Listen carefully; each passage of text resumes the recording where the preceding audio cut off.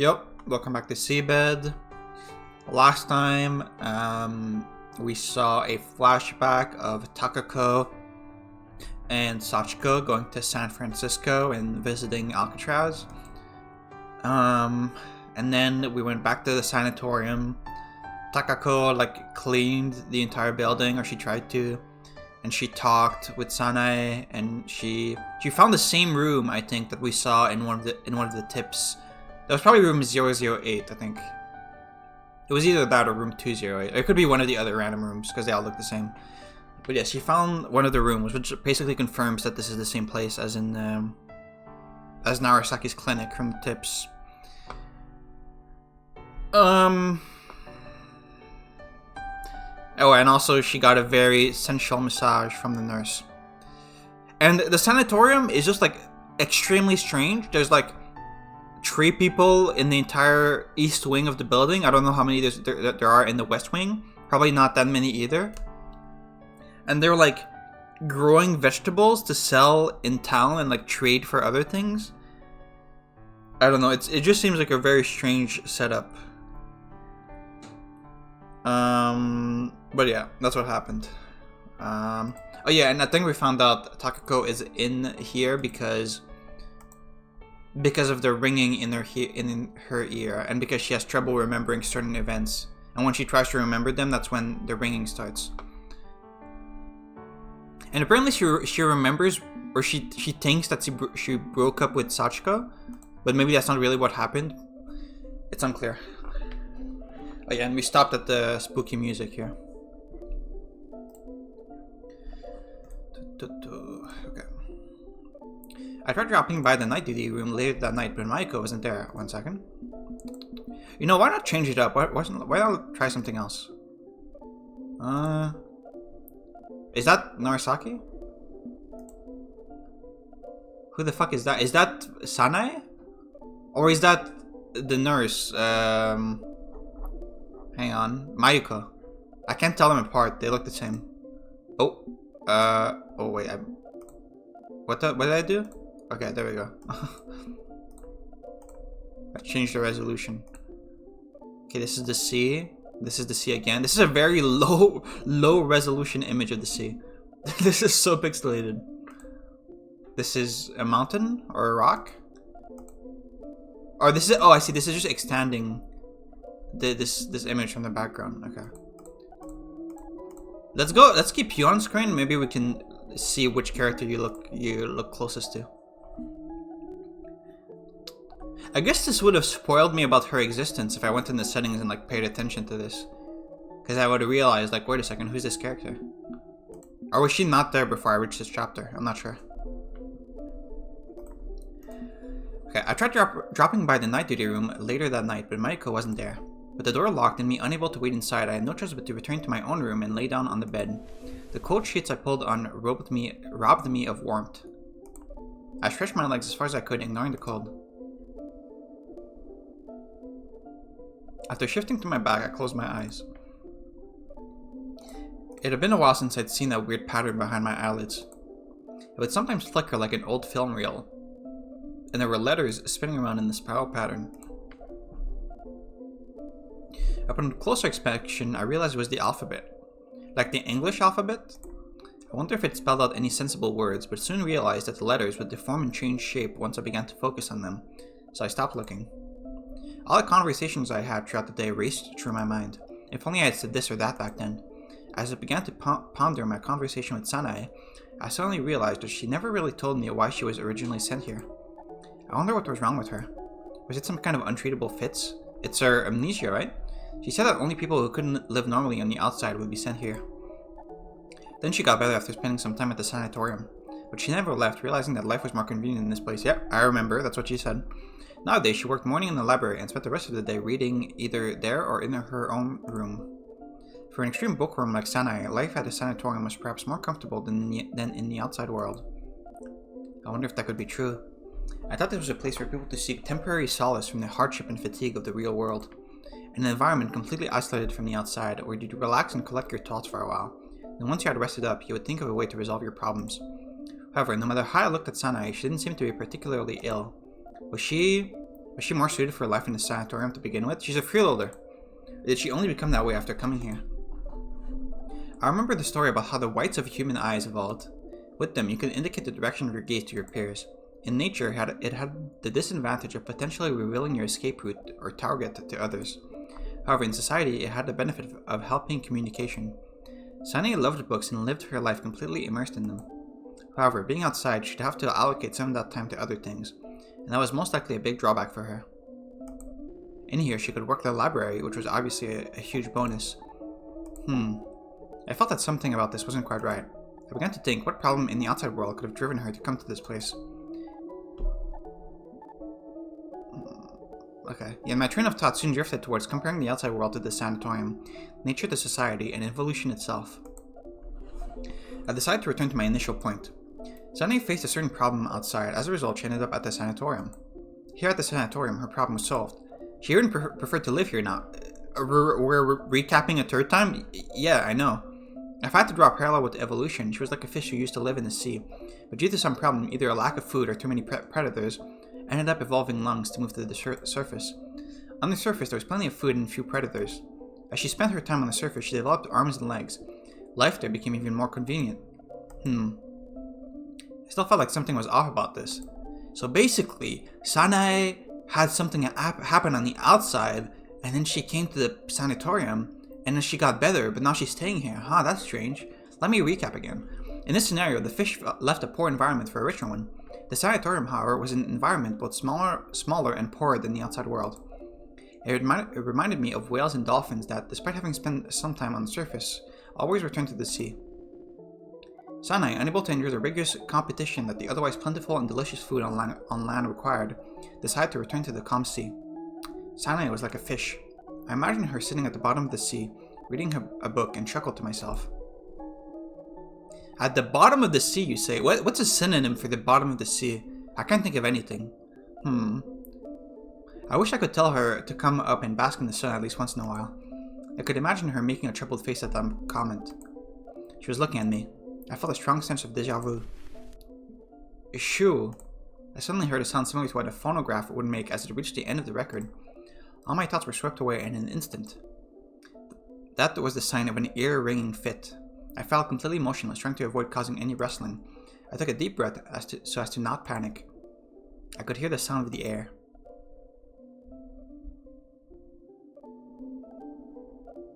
Listening in, I slowly confirmed that no sound seemed to be exaggerated. The ear ringing didn't happen.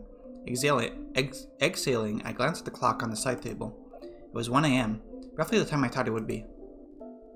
So you didn't jump forward in time, is what you were checking? I closed my eyes again. I pulled the already warm sheets up to my shoulders. I fixed the position of the pillow to make sure my head was at the same height it would be when I was standing straight. After a while, I saw that weird pattern again. I felt like I could see Sanae in the form of a fish swimming through the darkness. Sleep wouldn't come just yet.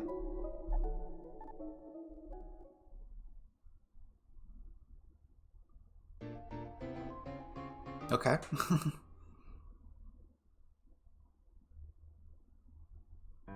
More 3D renderings. The heels of my shoes clicked against the stone pavement of the inner yard. Surrounded by the walls of the sanatorium from 3 sides, the center of the inner yard gave home to a small hill with a tall camphor tree growing in the middle. It was surrounded by a stone-paved road, beds of flowers, and benches. We saw the flowers in the tips, right? Tired from walking, I walked closer to the tree, hoping to take a break in the shade of its leaves. Said leaves helped little, though. They continued to shift, letting the sunlight through. However, light clouds began to gather in the sky instead. Hello, Mayuko. Okay, yeah, that is definitely you. Like, the eye color is the same and everything. Good morning. Hey, Mayuko, morning. What are you doing here? I'm taking care of the flowers. She was stooping in front of the flower bed with a small shovel in hand. I think that's more of a spade than a shovel. Actually, I don't know the difference, I guess. I think a smaller one is a spade, right? Looking up, I saw that most of the sky was already blanketed by clouds. Cloud seems to be kind of assembling above us. You sure you're going to be okay? Michael looked up at the sky as well. On the radio, they say it would be a clear day. Indeed, according to the broadcast, the possibility of rain today was 0. I'll listen to that as well, but I'm not sure if I can trust it with the sky being the way it is now. You know, with the things on the side being, like, this is Takako, this is Sachiko, this is Narasaki, and this is Mayuko. I wonder if this means that we're gonna have a chapter from Mayuko's point of view. Because we had one from Narasaki, from Takako, and from Sachiko. And so I wonder if we're gonna have one from her POV too. And like the background, like aside from her, like the pink like splashes in the background, it kind of looks like the image you see when it transitions chapters, right? It's like this image, but like colored to fit the character. And here it's pink. So I wonder if this pink image is gonna be the chapter transition when we play as Mayuko. Mayuko returned her gaze to me. I think I should still be okay if I finish by lunch. Is there anything I can do to help? Are you sure? As long as you make me some tea afterwards. Sure, and give me a massage. Mayuko narrowed her eyes and smiled. I crouched in front of one of the flower beds and dug a hole in the soil, mimicking Mayuko. I took out the seedling from the pouch she had with her and sticking it in the hole covered its roots with dirt. Here you go, Takako. She handed me a pot with a small flower of purple, red, and white petals. That's a cute one. Macaron has multiple colors. Is that a heartsease? It's called a primrose. Mayuko answered me in a cheerful tone. She had about 20 seedlings with her. Those flowers were just as colorful as heartsease. Even in randomly aligned pots, they still look beautiful. We're lucky to have that many flower beds. Can I plant them in any order I want? Yes, go ahead. Those can be group planted, so you're free to arrange them in any way you wish. Oh, she's an artist, so she's gonna make it look pretty. I'm good at this kind of thing. I'll make an art piece out of these things. Rolling up my sleeves, I inspected both the flowers and the flower beds.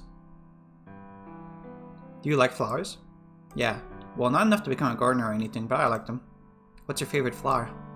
Mayuko addressed me as she stirred the soil, adjusting the position of the red flower she planted. Is it... I like morning glories and tulips. Did you used to grow them at school? Yeah. The ones you grow are always the dearest to you, right? Just like the tulip dish. Didn't the pots feel heavy when you had to bring them home before summer break? They sure did. You were allowed to take them a week before the break, but everyone would always delay it to the last day.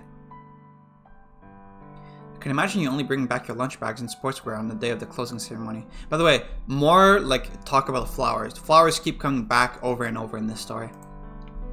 I see you understand me well. I remembered how this one time I had to carry a huge pot in both hands with my sportswear bag attached to it with a knapsack hook. The anti-raven stick in the pot of morning glories blocked my view, and the sportswear bag soon got in the way of my feet. As I talked, I decided where I wanted to plant the flowers, and tentatively placed them on the flower bed. As I began balancing them out, Mayuko glanced at my handiwork. Ah. Don't you feel the purple one would look better here? You think so? That's the feeling I get, at least. If possible, I like that side to have more red and pink. Mayuko made several gestures to point out her preferred positions. I see. So you want to balance the colors out to an extent. It will look more beautiful that way, wouldn't you agree? Gotcha. And how about this? I changed the positions of a few flowers according to your instructions. That's good. I really like it.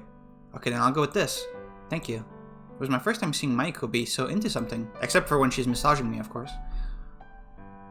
I lightly patted the soil to check if it was ready for planting. As I was lining up the red flowers the way Mayuko wanted them, something tiny moved inside my field of view all of a sudden. Ah, a caterpillar! There was an out-of-season, yellowish-green caterpillar crawling along the flower bed. It was moving towards Mayuko's direction. Yeah, wait, didn't we say this was autumn? Why are we planting flowers in autumn? Aren't they just gonna die in winter?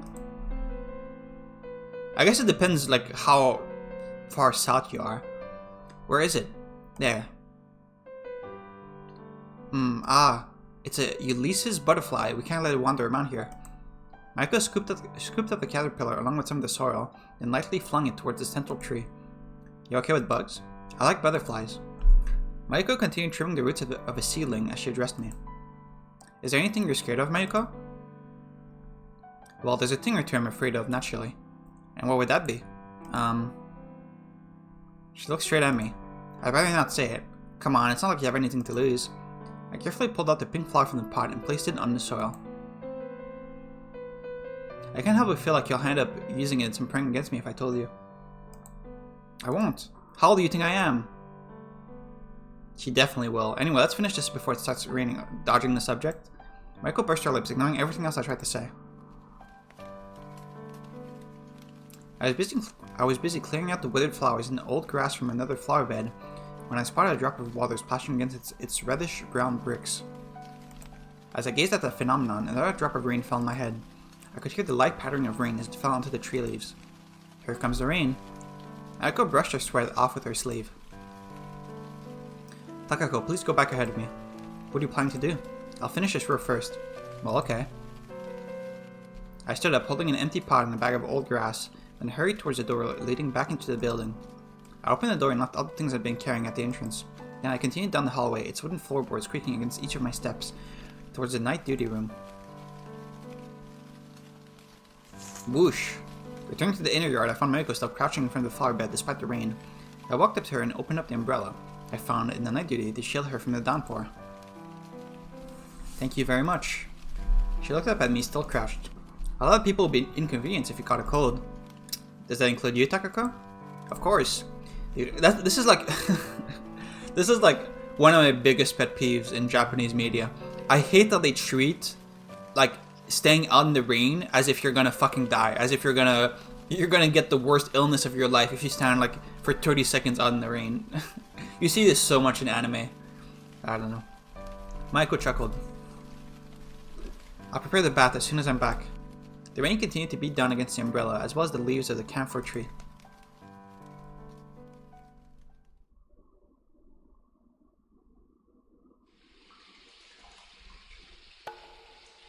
It's a nice bath. New music? The mosaic-style floor of the bath that Maiko had just cleaned sparkled in the light. On the other end of the room, I could see a bunch of yellow plastic bowls neatly arranged in the shape of a mountain. You gotta put on your fucking wooden fish plater on your neck with your dress written on it before you go swimming. I stood in front of the shower and turned its handle. The moment I did, the lonely bathroom hall was filled by the sound of running water. After spraying the hot water all over myself, I took extra care to wash off the dirt that got on my hands and under my fingernails. Once I was done with that, I continued to the bathtub. It had underwater stairs on both ends to make it easier to descend. The first step reached up to my knees. I stepped on it, sending a wave across the tub.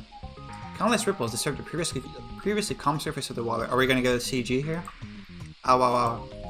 I had jumped in up to my shoulders right away, sending some of the steaming water from the black bathtub splashing across the mosaic-style tiles surrounding it.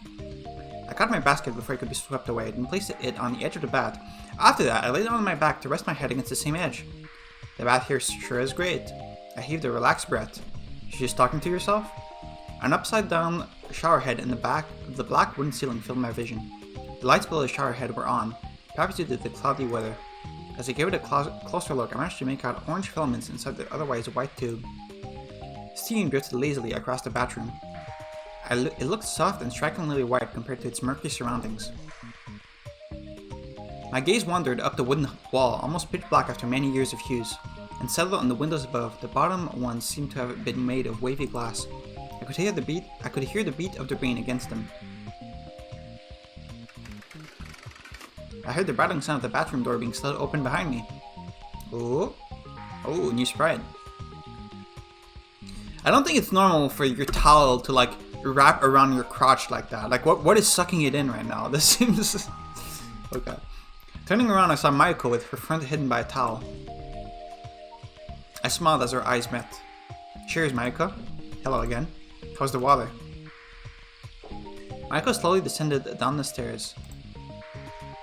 Maiko slowly descended the stone stairs. At the foot of the stairs, there was an odd lamp that reminded me of Western street lamps. As Maiko passed by it, the light illuminated her milky white skin. Not bad. She'd hurry up and come over here. Reaching one of the What do you mean, not bad? Reaching one of the... Oh, you mean the water. Reaching one of the shower mirrors, Maiko sat down on a wooden stool. I have to wash off all this dirt first. Maiko picked up a basket from the neighboring stand and put it on her own. Then, lowering her towel to her knees, she reached out towards the shower handle.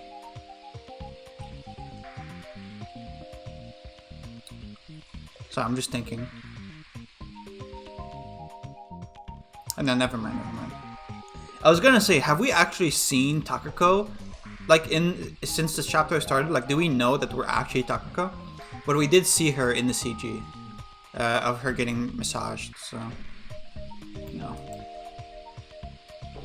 Be careful, that one's gonna be pretty hot. I tried to warn her, but she'd already turned the handle by the time I finished.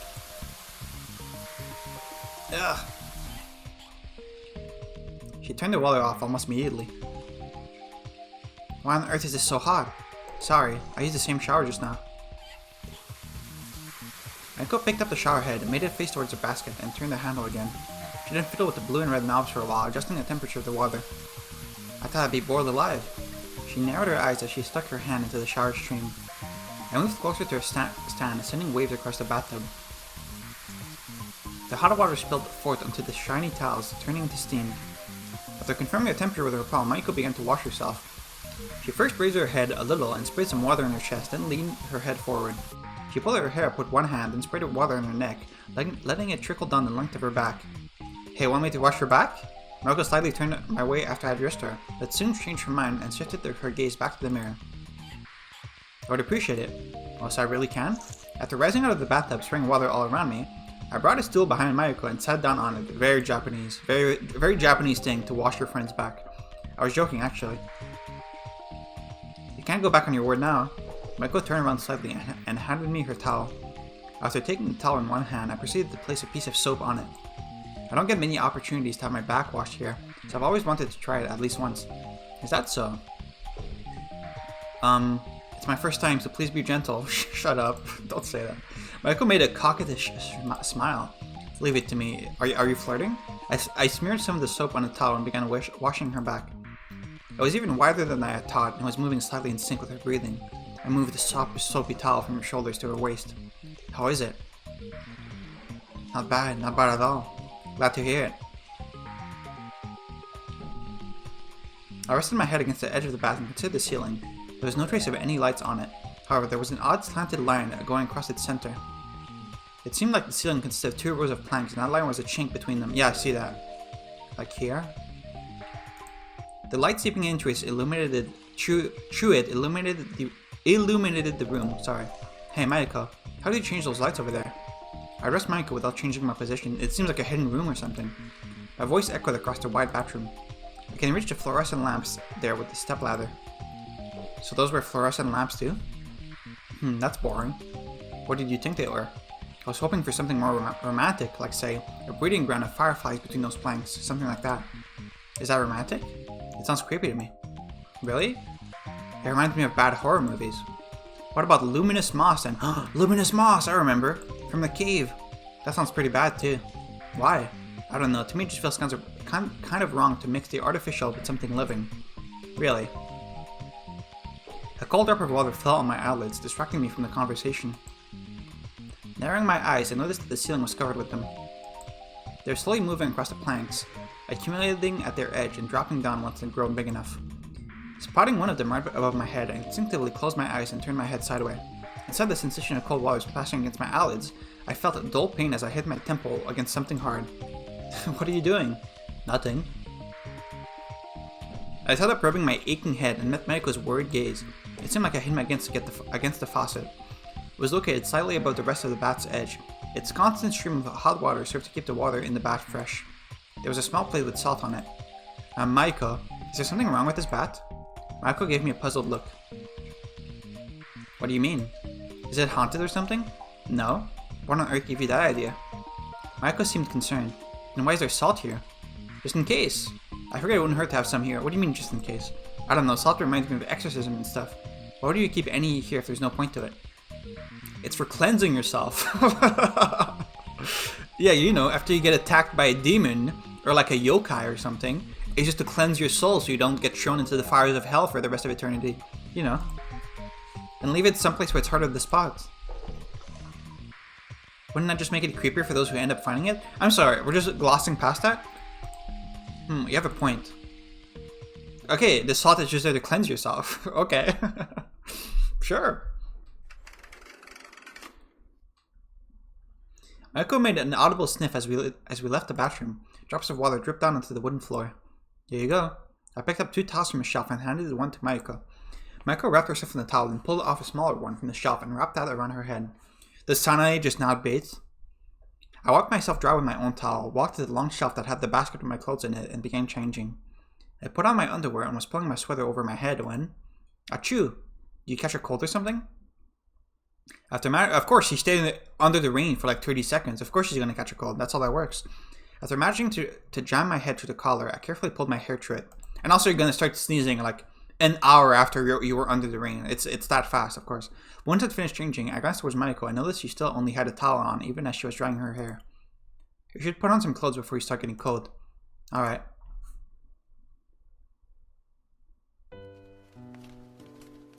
Oh, massage time?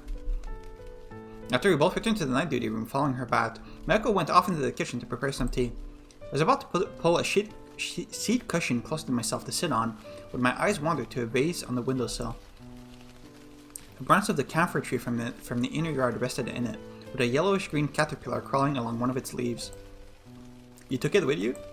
There was a newspaper laid under the vase. Yes. I thought it might drown in that rain. I could hear Mayuko's voice from the kitchen. The caterpillar pointed its 2 antennae at me and turned completely motionless. I tried addressing the thing with a good for you, but it showed no reaction. Mayuko came into the room carrying a tray with a teapot and 2 teacups on it. Once she reached the table, she filled the cups with steaming tea and handed one to me. After taking a sip, I let out a brief sigh. Having a bath at noon is a wonderful thing. I agree. The hum of rainfall filled the sounds of the room. Good talk. The sky was covered by a host of dark clouds, giving our surroundings an evening-like gloom. Mayuko snuffed her nose.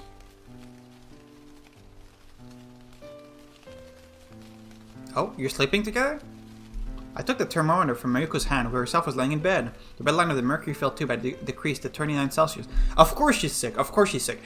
Any anime character who stays under the rain for any amount of time is instantly going to get sick. Of course, I should have known. I shook the thermometer to cool it down and put it back into its case. They say that doctors don't follow their own advice, but what about nurses? Mayuko slightly furrowed her brow in indignation, but ultimately said nothing. Is it even true, by the way? Like, ignoring how ridiculous it is in anime. Is it even true that being under the rain makes it more likely for you to catch a cold? Like, is that even real? I feel like it isn't. Let me Google. Is it real that staying under the rain makes you more likely to catch a cold? It is a myth that rain itself causes cold. You only catch a cold from a virus. However, getting soaked and staying in cold, wet clothes can lower your body temperature and weaken your immune system, making you more susceptible to viruses if you're exposed to them.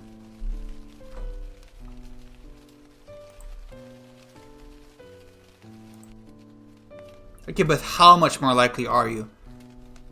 I need to read the studies on this. Okay, I don't care that much. Mayuko slightly furrowed her brows in indignation, but ultimately said nothing. After cooling half the towel in a silver bowl and squeezing most of the water out of it, I placed it on the still protesting Mayuko's forehead. I bet you caught it on the day we planted those flowers. Was that not today? Mayuko avoided my eyes. Your temperature has dropped a little. How do you feel? Slightly better. At this rate, I'll be back on my SeaBed tomorrow. You try to get better as soon as possible. We can manage when it comes to a number of things, but neither Sanae nor I know how to cook. Mayuko sounded a chuckle, her lips curling to a broad smile. Is that true? I feel like I vaguely remember Taka cooking in the prologue, no? Let me think. Sachiko was definitely cooking most of the time, but... Oh god, I don't want to go through the entire story again to see if I can find an instance of Takako cooking. But I feel like she did. Maybe not though. I don't know. My notes aren't detailed enough for that one. I didn't mark down every single instance of food being cooked and who is doing it. I'm sorry. I'll cook something nice for you two tomorrow. But you don't need to overdo it. I can handle making breakfast. There were 2 camphor tree branches in the porcelain vase resting on the windowsill. On one of their leaves sat a yellowish-green caterpillar. The whole side was illuminated by moonlight. Mayuko coughed a few times. Need some water? Yes, please. Her voice was barely audible, so she added a nod to reinforce her answer. I stood up and walked into the kitchen. I picked up Mariko's teacup from the shelf and filled it up with top water. Once I was done, I returned to Mariko with cup in hand. I'll lift you up. I can get up by myself. Hey, no need to be shy with me now. Yeah, you already gave me a massage. I slid my arm behind her back and slowly lifted her up. Here you go. I offered Mariko the cup. She took it with both hands and began drinking it in slow gulps.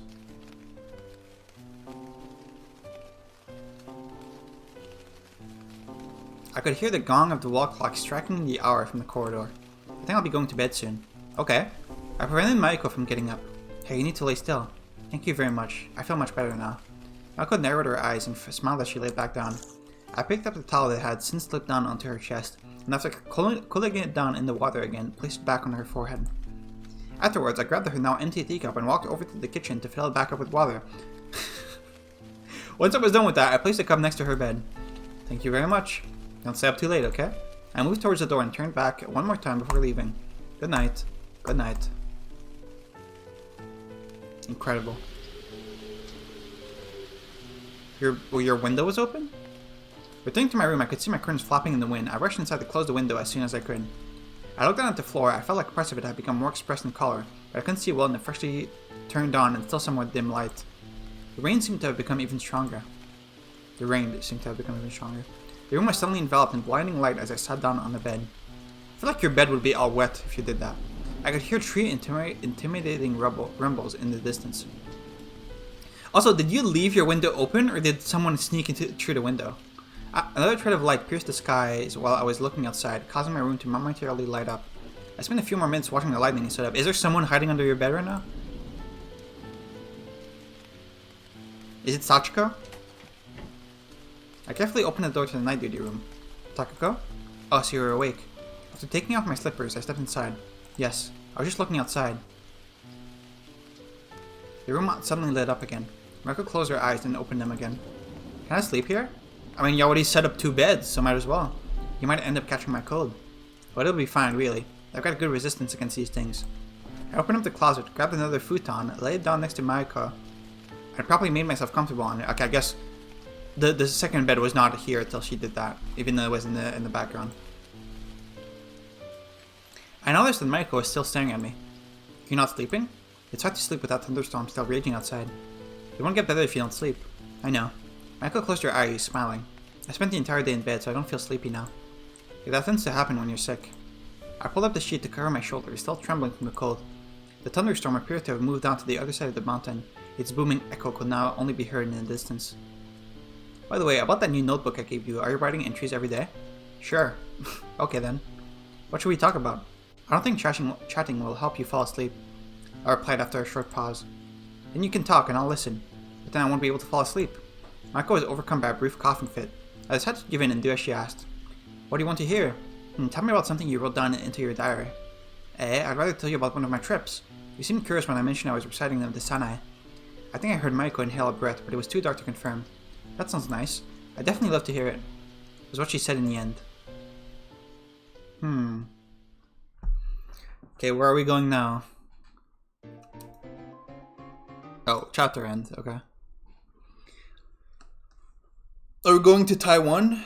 Oh, nice CG. We haven't seen Takako with her hair like that, right? Oh. Huh. Okay.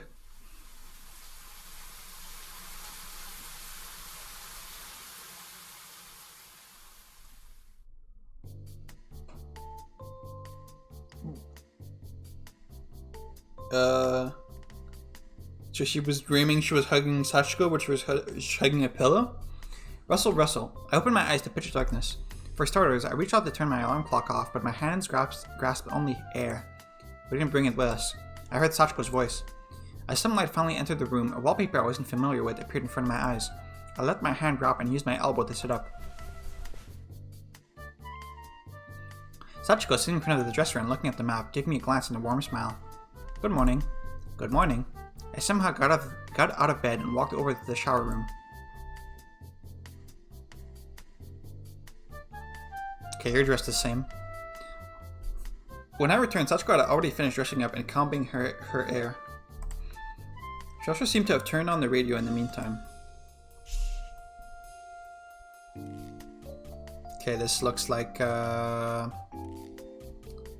definitely European. Oh, this is France again? You can see the French flag in the background. Also, this is a US flag though.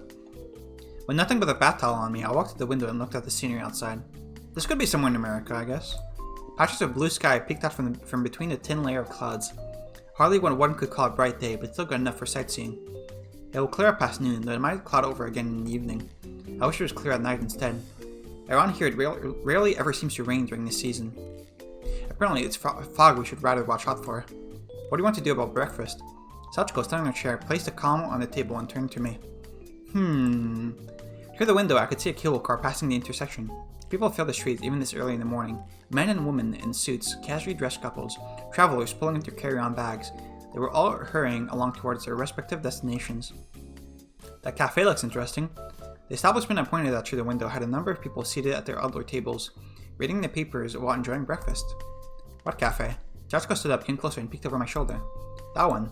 Oh, I see. It does look nice.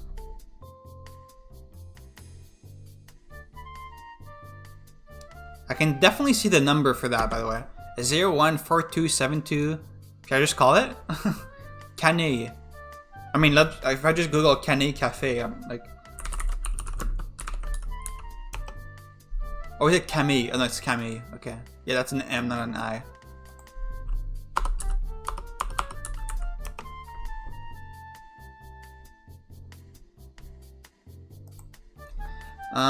So there's a Camille Cafe in Ontario, in Canada.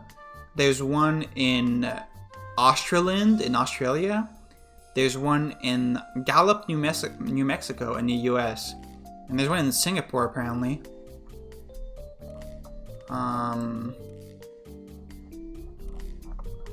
It seems like there's a lot of Camille Cafe. So this doesn't narrow it down that much. The place had been painted in stylish-looking purple. Purple? They seemed to be running both a cafe and a bakery with all sorts of breads and tarts lined up in a showcase window. Hi, good morning. Waitress handed us the menu as we sat down at one of the outdoor tables. I glanced at the other customers enjoying their meals around us. That and that. I pointed at the man reading a newspaper while drinking cappuccino and made a hand gesture of drinking from a cup. Then I pointed at the chicken sandwich at the table of an elderly woman and made a gesture of biting into something in my hands. If this is France, the woman is not going to be happy about this. Might I have the same as that? Okay. The waitress nodded and gestured that she had understood her request. She then turned to Sachiko. Are you ready to order? Yes, I'll have a coffee set, please. Alright. The waitress moved into the building after taking our orders.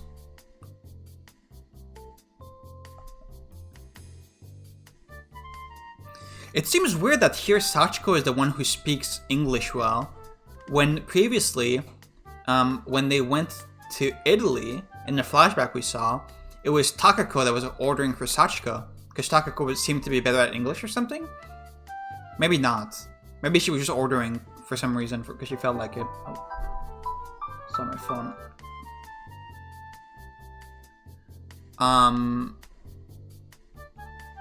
What was I saying?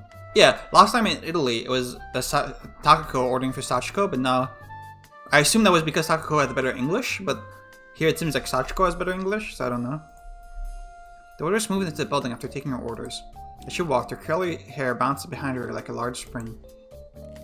I feel like I've seen that waitress somewhere before. Really? We kept looking at her back until the door leading into the cafe closed. What do you mean you've seen her before? I assume this is your first time coming here. We walked shoulder to shoulder under the somewhat clearer sky. I stuffed the macaron I bought at the cafe in my mouth. Okay, yeah, we're in France. There were several more colorful macarons under the transparent wrapping of the long rectangular pack I'd been carrying. I wanted to check out the slope. I took a peek at Sachiko's map and pointed at one of the pictures on it. In that case, we should make a turn here and take the longer way around. Yeah, now we come out there, so... We continued onwards, alternating between looking at the map and the building around us. Hungry? I stuck out the macaron pack to Sachiko. Not right now, I just ate one. Oh. I picked up the pink macaron and stuffed it into my mouth. As I continued up the slanted road, I kept glancing upward and to my sides. There were a bunch of plants under the red parasol set up next to the black iron fence at the entrance of the flower shop. More fucking flowers! Reddish gerbera and roses, yellowish matricaria, white Casablanca lilies. All sorts of colorful flowers adorn the establishment. Looking at flowers helps you fill with tender feelings, doesn't it? Did they remind you of something? The melody I hummed prompted Sasako to smile and note how she was impressed that I knew the song. You knew it too.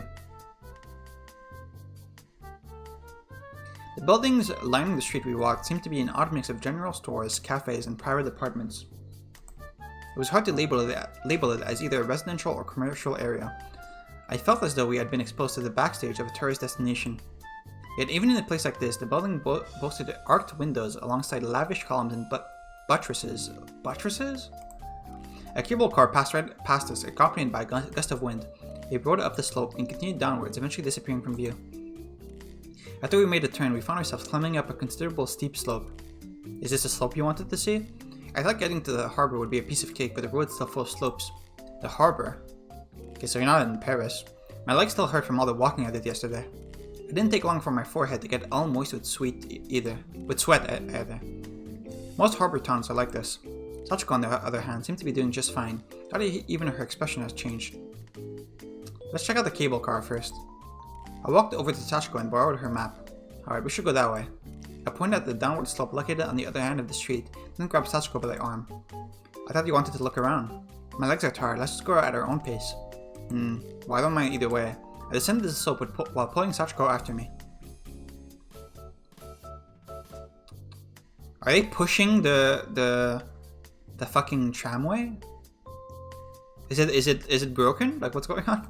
Wow, the cable car we saw earlier stopped at a lone slope surrounded by buildings on both sides. We could also make out the sea at a distance. And we could make out a bald man pushing on the cable car for some reason. A cool gust of wind swept at us from below, carrying the scent of waves. We spent some time gazing at the sea until a cable car suddenly popped up on the horizon. At the vehicle nearing its stop began to slow down, the driver hopped off with the agility of a street performer, hurried over to the nearby lever and flipped it to make the cable car turn around. Okay, that's not what this guy's doing. Only the rear end of the vehicle seemed to have individual seats, all isolated in small cubicles with windows. The front had no walls, only poles for standing passengers to hold onto. And instead of seats, there was a long bench splitting the car in two at the middle, allowing passengers to sit on both ends. The cable car's exterior was colored in dark green, with window frames kept in the natural color of wood. Its roof was reddish-brown, with some oddly-looking advertisements lining its walls on the inside. The driver climbed back into the car as it finally finished turning around. That was a cue for everyone waiting at the stop to begin boarding as well. I stepped into the car first, and after turning around, pulled Sachiko inside as well. I continued to guide her to the rear end and made her sit on one of the seats next to the window. The fucking Sachiko and Takako tramway adventure. You're not going to sit? She looked up at me from her seat. Yeah, I want to enjoy the sight from a higher vantage point. Okay then. Sachiko leaned against the backrest and let out a small sigh. Then upon realizing I was still looking at her, she raised her face again. What? Oh, nothing.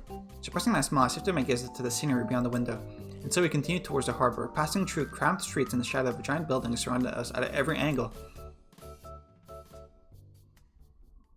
That's a really cool story you're telling the nurse right now, Takako.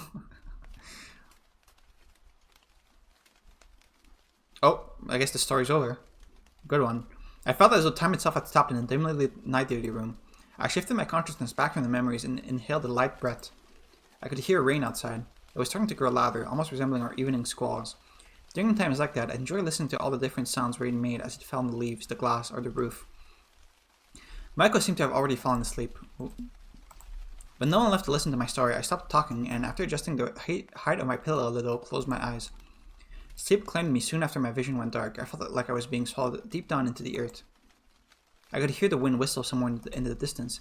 I could have sworn I spotted tears around Mariko's eyes, but by the time I could confirm it, my consciousness had already drifted into deep slumber. Okay, this is interesting, because, at the beginning, I would need to reread exactly what she said, but when Takako started talking, saying her story, it seemed like Mayuko didn't want her to tell that story, and she wanted her to talk about something else. And she was kind of hesitant about listening to that story. And now it seems like she was crying. So I mean, there's multiple things it could be. Maybe it's because she loves Takako and she's jealous hearing the story of hearing Takako like going on vacation with another woman. Or maybe it's because she was heartbroken in the past and like hearing of Takako's relationship makes her like feel bad, like makes her remember or something. Or we could go wild. Maybe Mayuko is Sachiko and hearing Takako like tell the story but not remember that Mayuko is Sachiko, maybe that makes her sad. It makes her sad that her girlfriend doesn't remember who she is. Like it could be, again, it could be a million things, but I still should write this down.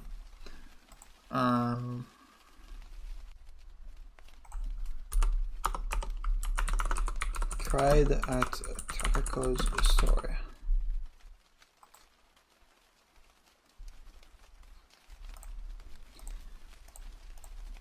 Okay.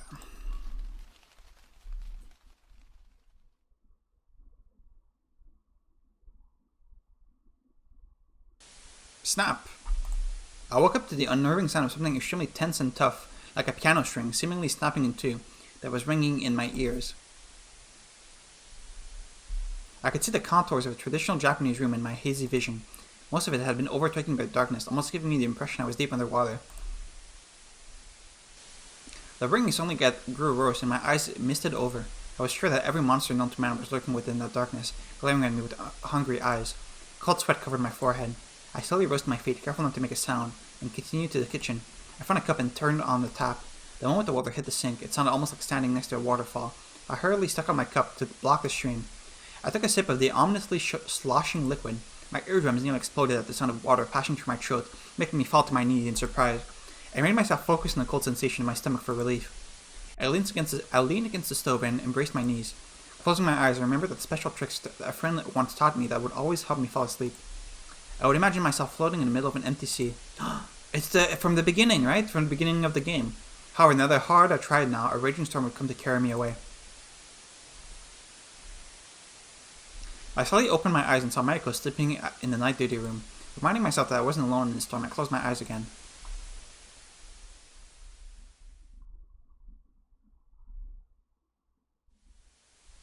Oh, it's not going away. You had another fit? Mako's voice rolled out like thunder. As I opened my eyes, I saw her rising from her futon and coming over to me. I closed my eyes again and responded by furrowing my eyebrows. I heard the rustling of clothes. Mako probably crouched down in front of me. Something touched my ears.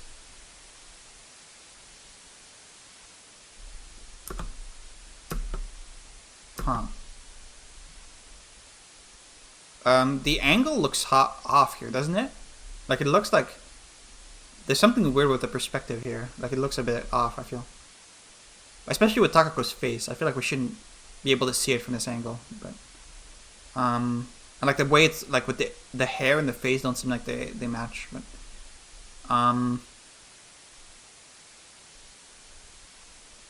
okay. I felt as though there was an intense raging gust of wind trying to escape my ear canals now that this warm sensation had blocked it. I could hear the sound of pulsing blood, but it wasn't mine. As I began to focus on that sound alone, the others gradually faded out. Maiko was covering my ears with both of her hands. The somewhat nostalgic sound of pulsing blood drowned out all other noises. I didn't mean to wake you, I'm sorry.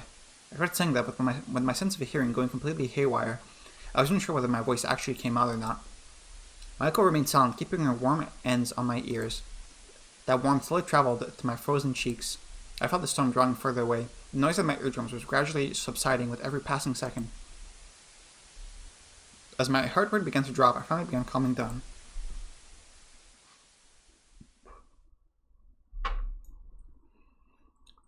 You said earlier that those fits happen when you try to remember something too hard, right? Or maybe like trying to remember something too hard causes them, but they also happen on their own sometimes. So the violent sounds drilling through my brain had finally died down. I touched Maiko's hand, signaling that she could let go. Are you okay? Yeah, I'm okay now. Maiko tilted her head to look at my face in the moonlight. The area around your eyes seems reddish. Did you have a scary dream? I closed my eyes, trying to recall what had happened right before that fit. I think I did have a dream, but it wasn't scary.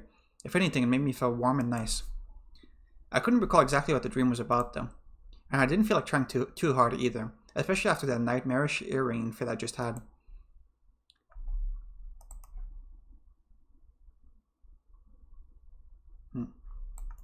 Will you be able to go back to sleep now? I took a few moments to make sure everything around me sounded okay, then slowly nodded. On the other hand, with my mind finally clear, I couldn't help but wince at what all this implied. Let's make sure to check your diary tomorrow and see if you haven't forgotten something again, okay? You mean when the ring happens, he tends to forget things?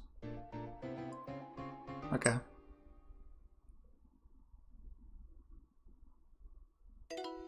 Ooh, new tips.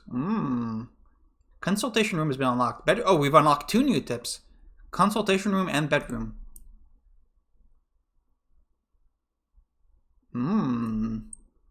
Oh, that was okay. Chapter 2, the Hilltop Mansion. Okay, that was a fast chapter. With how long the prologue was, I expected that the chapter to last longer. Okay, so I guess now we're gonna be back to Sachiko, and it's gonna be her POV going on vacation at the Fujisaki's mansion, right? Which surely it's not gonna be the same mansion that we were just at. Surely that would be ridiculous if that was the case. That would be absolutely preposterous. Okay. Save. Yeah, I guess we'll stop here for now because it seems like a good stopping point. What are the tips look like? I'm not gonna go into the tips right now. I just want to see. I'll do them next time. I just want to see. We're still in tips 1, even though these tips we got were from chapter 1. So I guess there's gonna be other tips that aren't at Narasaki's clinic. Okay. Okay, well, I mean, aside from the fit that that Takako had at the end there, I don't have much to glean from this episode. I feel they planted flowers, and then Takako told a story about them in France or something. Even though I'm still not 100% sure that they were actually in France. They could have been somewhere else. And yeah, that was it. And then the fit, obviously.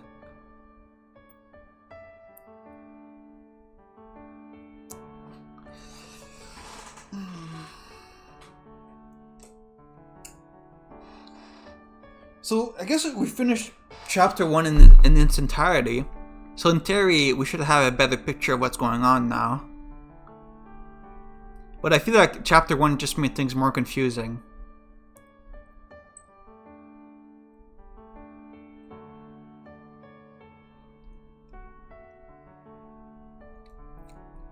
I think the biggest problem I'm facing right now is like, do I assume that there are multiple universes or like multiple time branches or whatever? Like, do I assume that there are multiple versions of each character? Yes or no? Because if I say yes, then it's pretty easy to explain everything. Like, it's just different time branches that we're seeing or different universes, and they're like, through some supernatural event, they're like colliding with each other in some weird way, and that's why they're like sometime hallucinating each other. And that's why they're like having these fits. It's like some time shenanigans, like because they're seeing other realities that's making them dizzy or whatever. If I assume that, then it's super easy to explain. But if I put like a rule, like let's assume that there is no alternate universe, there's no parallel world. Let's assume there's just one copy of each character and a time flows linearly. If I assume that, then it becomes a lot harder to explain everything. If that's the case, then you have to go into some really wacky stuff, like really wacky. Like Sachiko or Takako being the same person or something, or like the thing I said last time about Takako. Everyone thought Takako was dead, but she survived and she got sent to this mental hospital, and no one knows she was there. And also Sachiko keeps forgetting over and over that Takako's died, and she keeps thinking that she's alive and then thinking she died again over and over for like a decade. Like you have to assume some really wacky stuff to make the story work if you assume that there's only one version of each character. Or we could go back to what I was saying about a couple episodes ago about like simulations. If there's like fucking sci-fi simulations going on, maybe I don't know.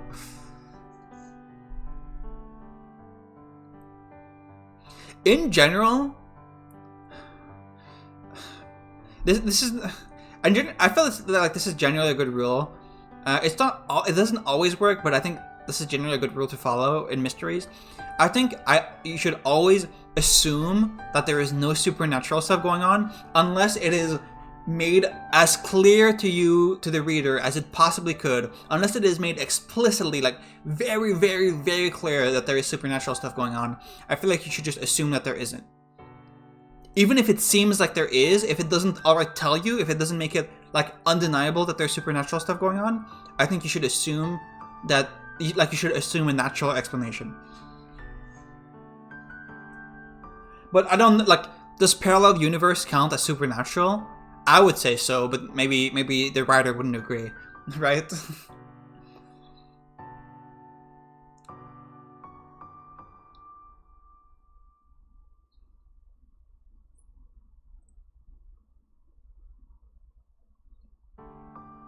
Was Takako's funeral a closed casket? Did we see that? Was the casket closed?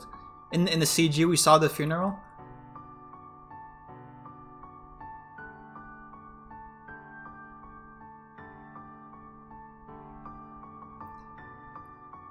Did maybe Takako not really die? Or did she, maybe she did die, but Narasaki fucking sneaked in and digitized Takako's memory before she died, and she used that to put Takako in a simulation? I don't know. Why not?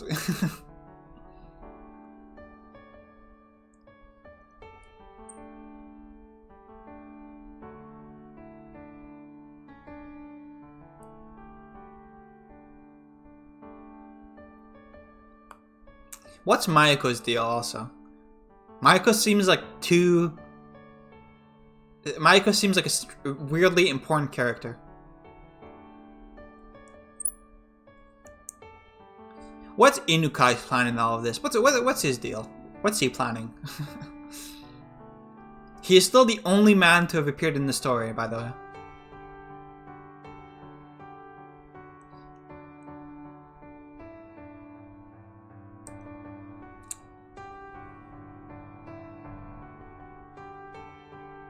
I don't know, man. my idea, because I made like a whole list of every clue, every like foreshadowing I found, and the way I timed it, it happened to have lined up like right before I finished chapter 1. So I thought that like going forward in the story, I would be really good at identifying things that would either like that would connect to some of these things that I noticed. But I didn't really see any of that in chapter 1. Or in the chapter we just read, I mean.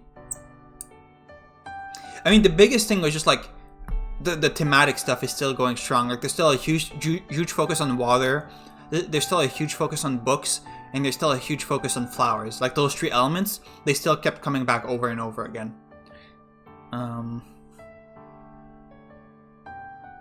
Oh yeah, I forgot about the whole thing with... that Sanae was reading a book called SeaBed that seemed to describe what was happening to Sachiko, or what was happening to Takako also. She said it was a story about a couple, about the protagonist goes to a deserted island with their lover. So I guess she didn't say whether the protagonist was male or female. It was left to interpretation. And then they get stuck in a time loop, repeating the same day over and over. But that doesn't seem to be what's happening. That seemed like such a weird detail.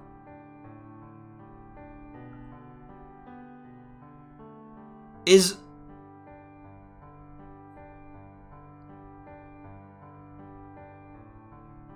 Sachiko's story that we're seeing just the book SeaBed that Sanae is reading? Like, are we seeing the story inside the story? Is that what's going on?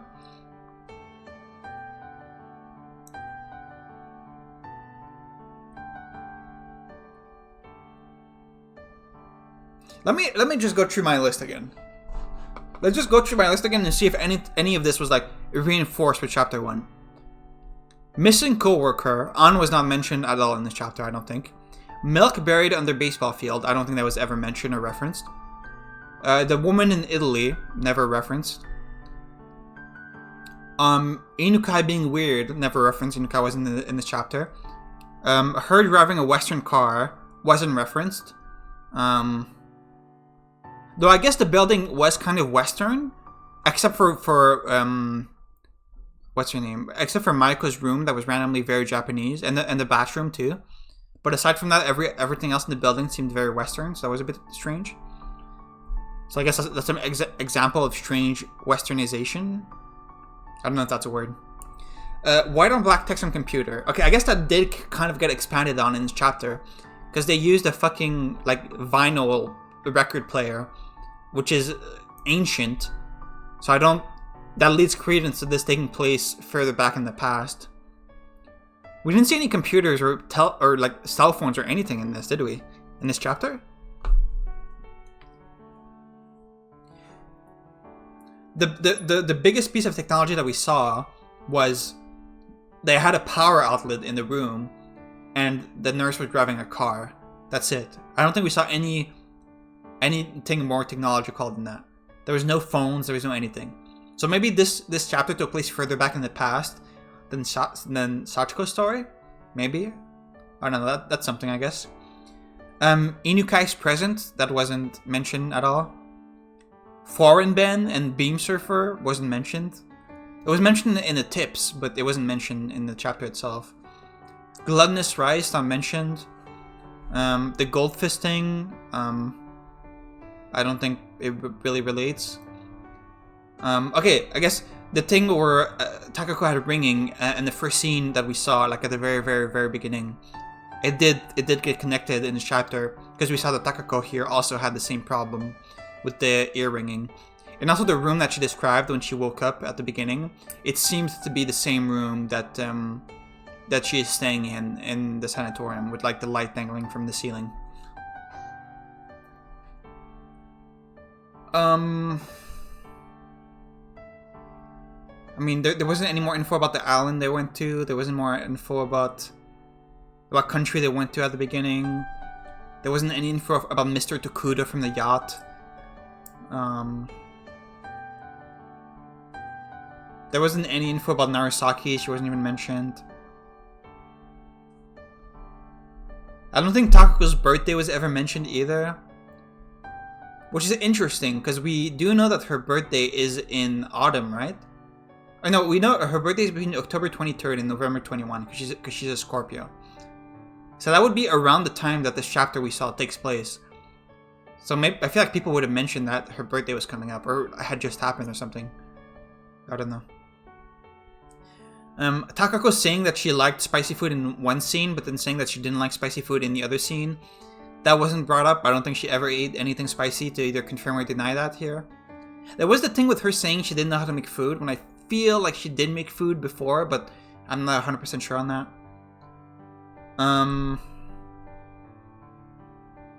Sachiko's parents being dead isn't mentioned. The weird thing with Takako's school bag wasn't mentioned.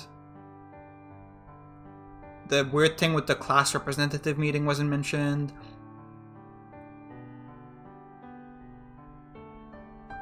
Yeah, so that's everything. That's everything I'd written down.